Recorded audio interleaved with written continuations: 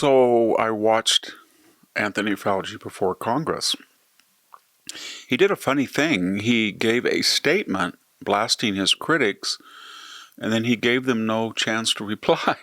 Given Senator Paul's obvious obsession with calling for my prosecution, his repeated slanderous comments about me, and recently his publicly releasing my unredacted personal diary aimed at embarrassing and intimidating me, the only conclusion I can reach is that the sole reason he is calling me before this committee is to get me to say something, anything, that could vindicate his repeated public pledges that I end up, in his words, quote, behind bars, unquote.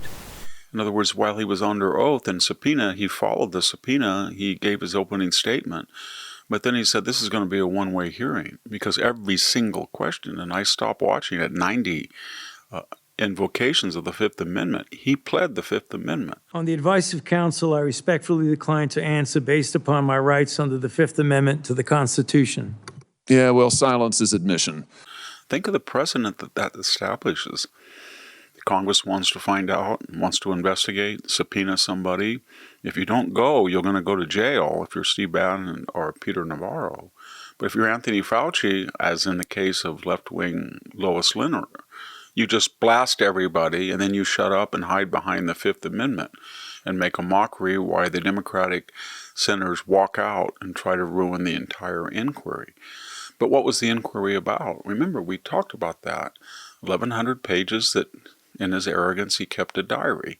And in the diary, he admitted to things, or he confessed things that were absolutely contrary to his public policies and his positions on everything from masks to shutdowns, to quarantines, to vaccinations, to the role of Scott Atlas in the White House, to Donald Trump, to the origins of the Wuhan virus itself. So we don't know who to believe. Do we believe when he was confiding to the diary? Or do we believe when he was talking to the public? We have no idea. In other words, he did blow up his career, not just by being arrogant and using that fiefdom to not only enrich himself. We got $1 million grant while he was the director of the National Institute of Allergies and Infectious Diseases. Your net worth now is north of $12 million. You got over $1 million in cash awards during COVID, during a 12-month, 24-month span during COVID. $1 million you knocked down in cash money using federal resources. Now you're worth more than $12 million. You've got a pension that in its first year paid out north of $400,000 a year. But also to speak, to be a public persona, to be flattered by Hollywood celebrities. About 10-20% of his corpus of diary entries are all about his celebrity and how famous and wonderful and how many people want to enrich him. So now he's imploded.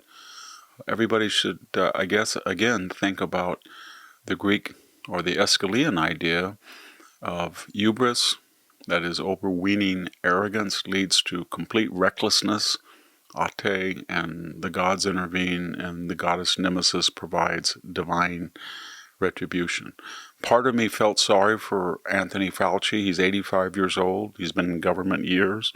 Some of his years were not too bad, but the way that he was so arrogant and the lives that he affected and the people who lost businesses and the people who miss cancer screenings and keep surgical procedures because of the nationwide lockdown and the destruction of the economy and the psychological damage that ensued, and people who trusted him and when he said that this experimental vaccination was both safe and it would prevent infectiousness and being infected, and all of that was untrue.